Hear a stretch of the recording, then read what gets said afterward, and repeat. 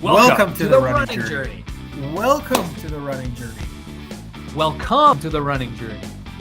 Welcome to the running journey. Running journey, yeah.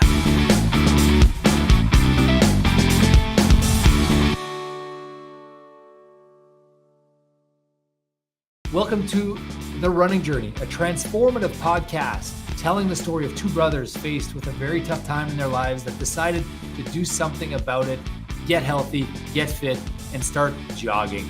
The Running Journey will take you through half marathons, Ironmans, ultra marathons, and their attempt at qualifying for the Boston Marathon. Don't forget 5Ks.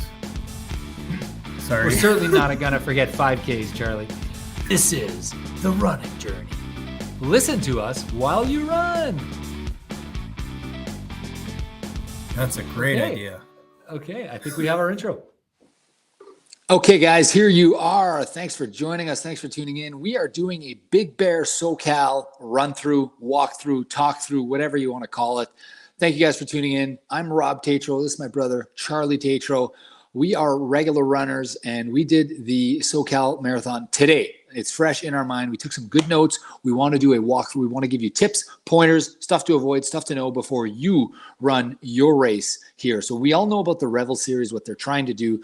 They have 4 races, and the idea is that they're trying to make ideal conditions for BQ, Boston qualifiers. So we are in San Bernardino, California, just east of LA, northwest of Palm Springs. We actually flew into Palm Springs. Great airport if you're thinking of flying in here. So the Palm Springs airport is small, a lot of direct flights from up north in Canada if you're coming from Canada, and way quicker than LAX. LAX would have been probably an hour and a half, 2 hours. This was a 50-minute drive from the Palm Springs airport.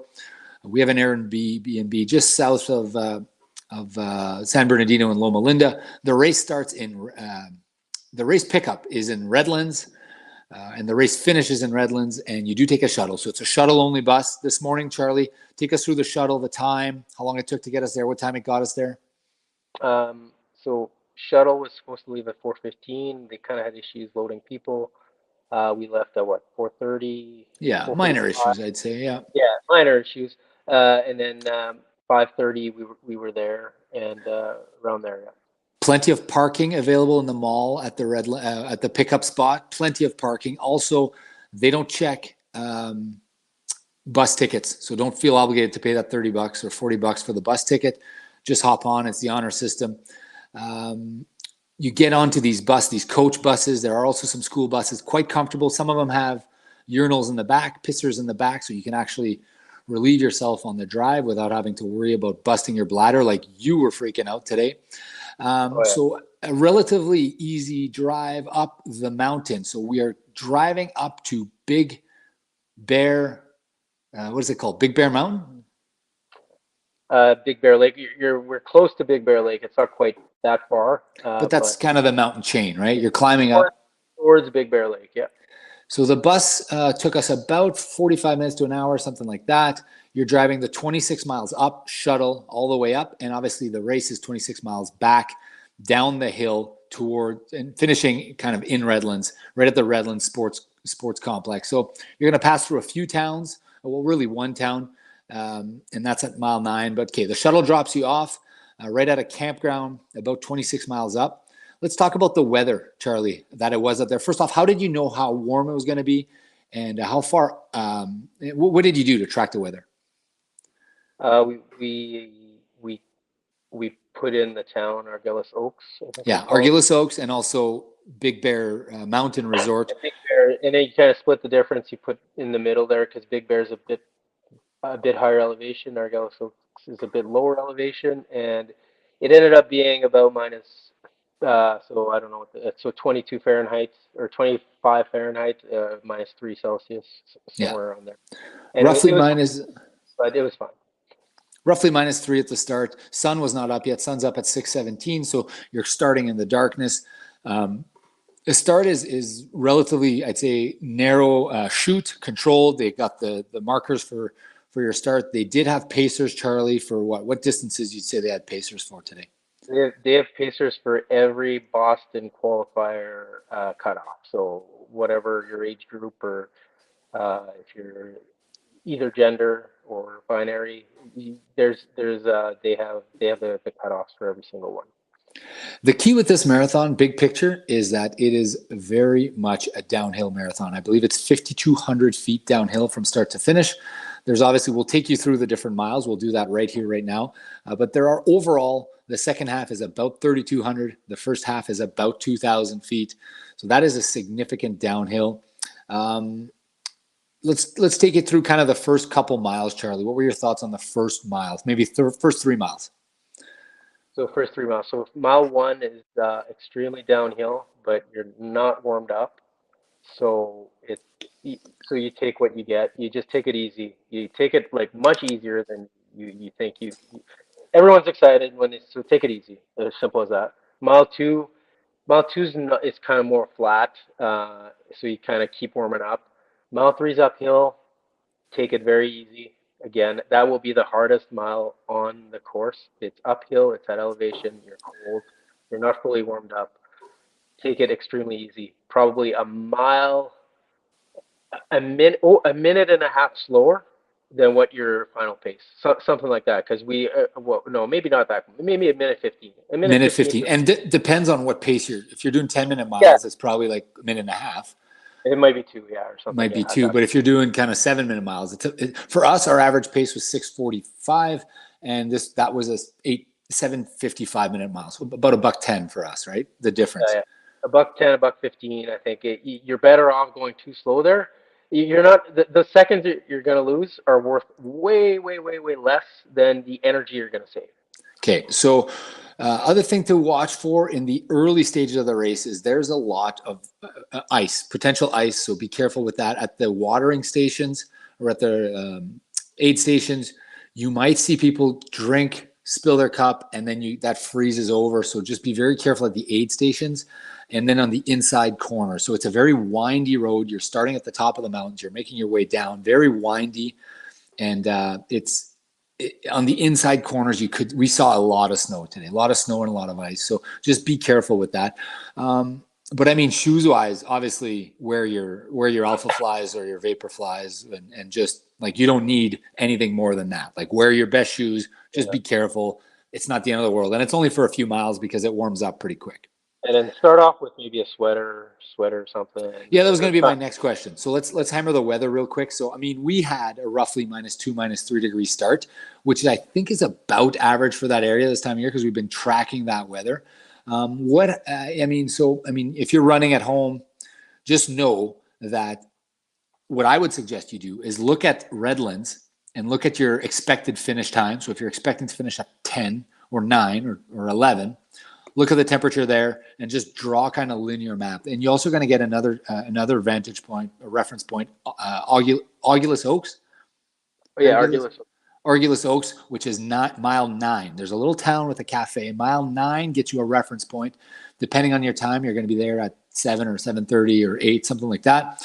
Take a look at the temperature at that time. Then you have your starting time temperature. You're going to have your hour and a half in, and you're going to have your ending temperature. So you can kind of just do it linearly. And it's going to tell you how warm it's going to be. For us today, I wore a compression shirt with sleeves, gloves, and compression pants with shorts over top. You didn't have the sleeves. You went straight t-shirt. Yeah, I had my kind of compression shorts, compression underwear, really. Yeah, with compression socks though, so you didn't have many legs exposed. Compression socks. I had a t-shirt, and then I had my sweater, and then I had a toque and mitts. So the sweater, depending on the weather, but you throw it away after a few miles once you start feeling hot, and then the mitts and the gloves are nice to have. Yeah, we didn't throw our mitts away, so they were provided for us by what was a really neat registration bag, and we'll get that in a sec here. But the mitts, I think we dropped them around mile 13, kind of when the sun starts hitting you. Because you're in the mountains. So sunrise at 6:17, but you're not going to see the sun because you're in the mountains. So let's talk real quick about the registration. So the bag pickup is the day before, chip pickup is the day before. It's at the spot it's close to the pick. It's between Redlands and it's near the starting point. Well, Redlands isn't that big, so it's very close, yeah. Lots of parking. It's in a mall, ample parking. Show up. They're going to have a great setup for registration. They're going to try to sell you some stuff. There is a race speech that's being given. They're also going to try to sell you the other marathons, but they'll get you your t-shirt. We were in and out in 10 minutes. I mean, we checked it out a bit, but really efficient in terms of bib pickup. I really liked it. In the bag, we had a warming blanket, one of those Star Trek warming blankets. We had the gloves, and then a whole bunch of gels and stuff like that for,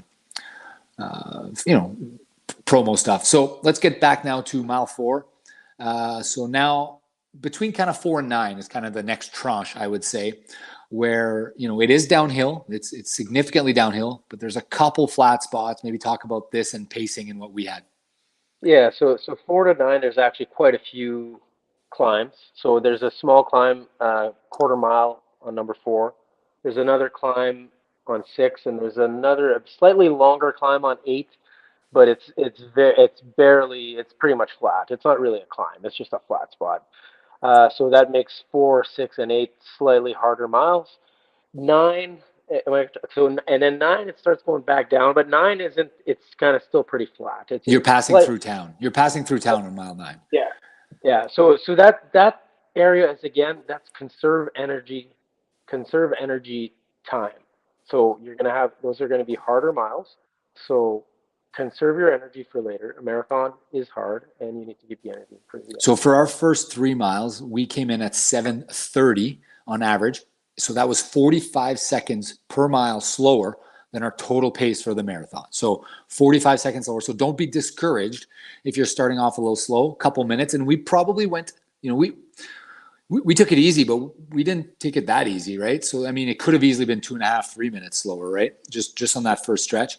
Mile 4 to 9, we ended up being about 7:05, I'd say, 7:10, something like that. So we were about 15 to 20 seconds slower than our total pace. So you're probably saying, how is that possible?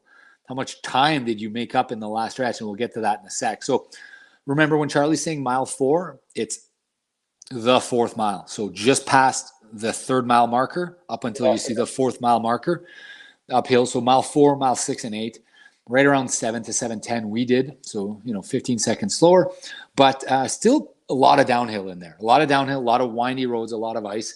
You get to the town, Arguellas Oaks, which we went for a coffee before the race to check out the course. Neat little town, population 400 or something.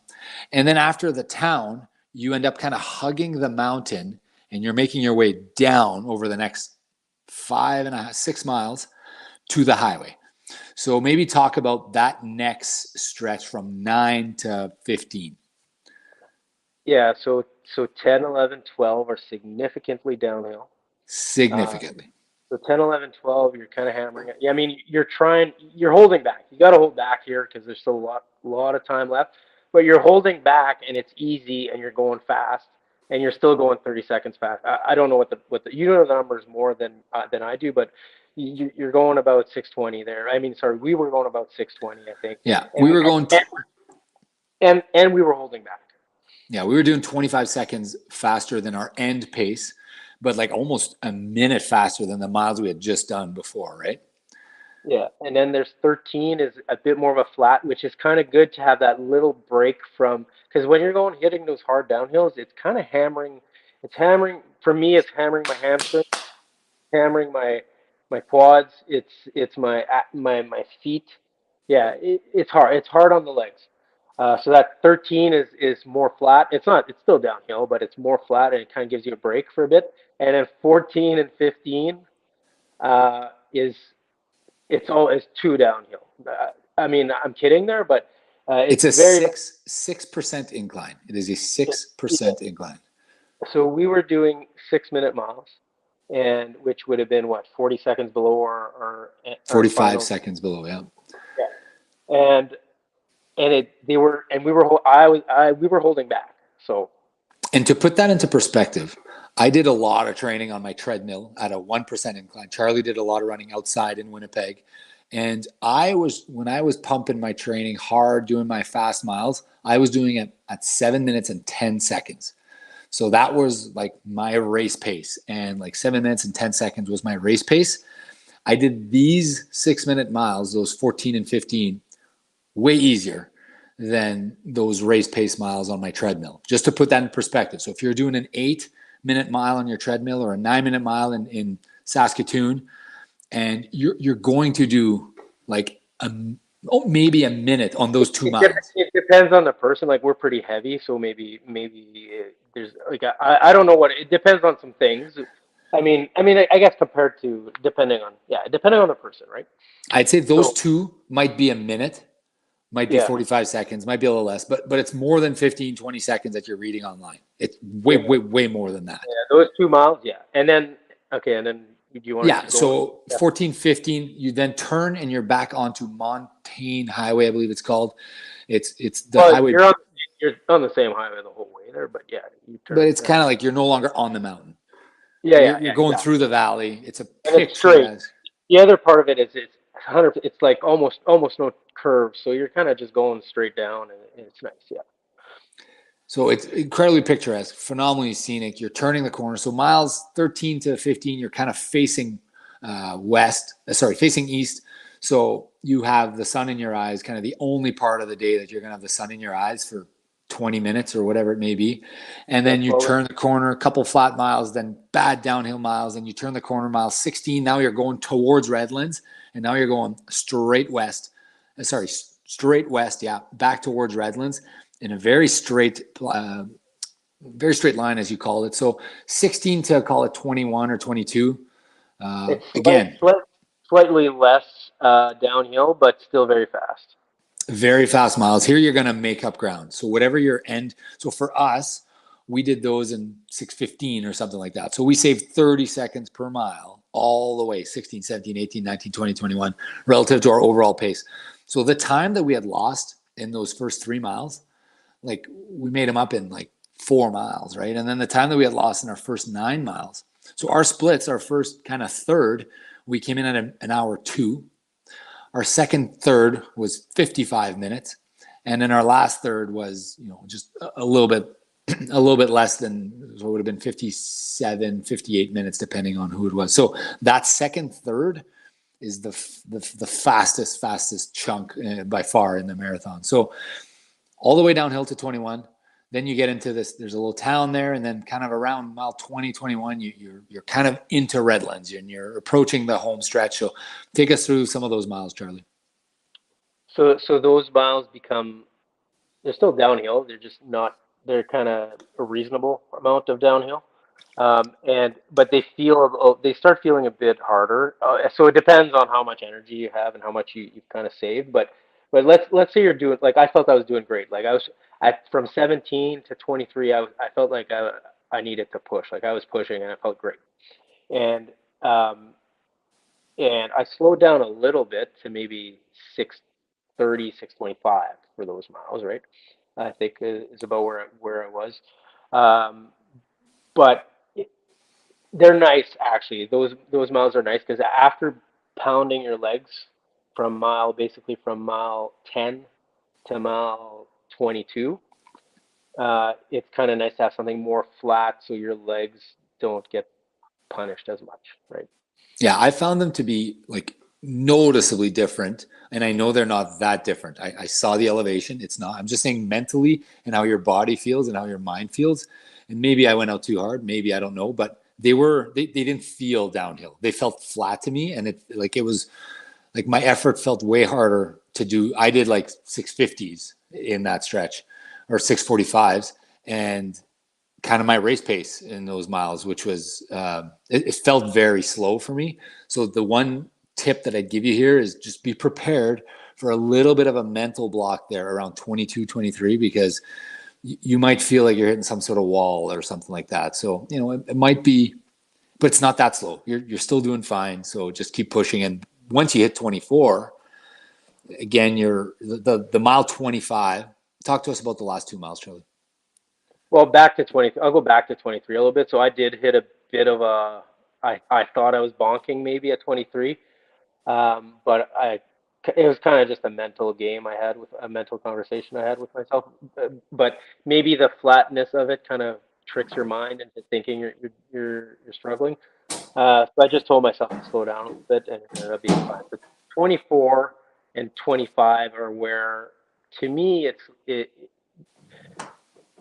well, they're the end of the marathon. You know, the end of the marathon. I mean, they're pretty flat, okay, but it's the end of the marathon. You know, you got 2 miles. You know, you're gonna get there. You know, you're gonna do. You know, you're gonna finish. You know, and they're really, really hard because the end of a marathon is hard. But at the same, they're hard physically, but mentally, you're almost there. So it's you just gotta kind of keep going at that point. It's just keep going, right? At 25 is a super flat mile.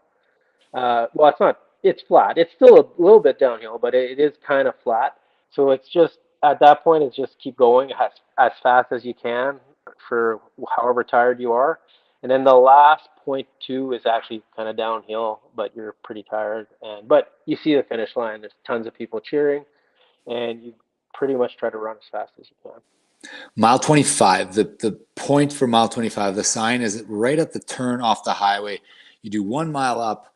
It's called Opal Avenue, I think, or Opal Street, and you're going up. Yeah. And the last 500 meters, I believe, or 600 meters, you see the corral. You see the finish line like half a mile away, and you're like, okay, that's where I'm going. So then you just kind of run, power through, and get there, obviously, right?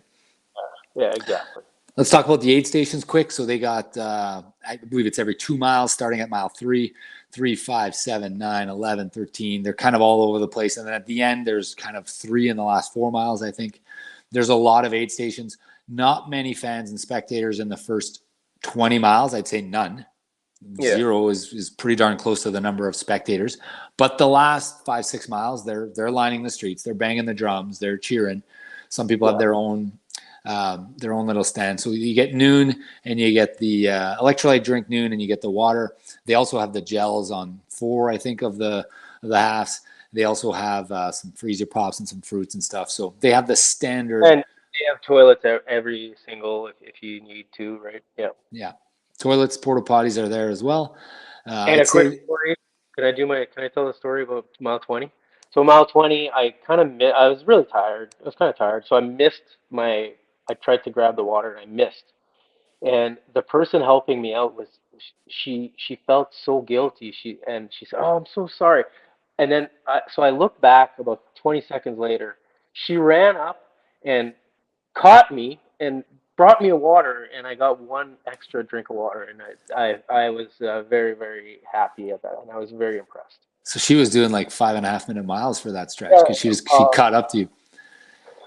So lots of volunteers, lots of first aid at the end of the race. Fantastic reception. You're going to get your medal. You're going to get the music playing. There's going to be all sorts of food, drink, whatever you need. They got donuts. They got beers. They got a beer garden. It's really a festive atmosphere. And it's in a location that, there's a park, there's a sportsman recreational complex, tons of parking. Your family can come meet you there. So if you had taken the shuttle, you could either take an Uber or I believe there's an option to take another shuttle back to the driving point back. So there you have it, the pace, the race, what you need to know. Anything else, Charlie, that we missed that you think viewers need to know about this race that isn't anywhere else? Can't think of anything. Okay, so just make sure to not feel terrible if you're not hammering out the first 3 miles. Mile 9 is a big turning point, and then those next 12 miles are significantly downhill. I think you did a 1:22.5 over those. I would say you should target a 9-minute negative. Depending on your pace, but close to that. Target a 9-minute negative. So on a 4-hour marathon might be a little bit more, maybe like a 10-minute negative or 11-minute negative. We did a 3-hour marathon or 250. So, 8-9-minute negative, but the second half is a lot faster than the first half. Absolutely. All right, guys, good luck running the race. Reach out to us if you'd like further questions, comments, put them in the box below. Don't forget to subscribe. And thanks for tuning in, guys. We'll see you in the next video.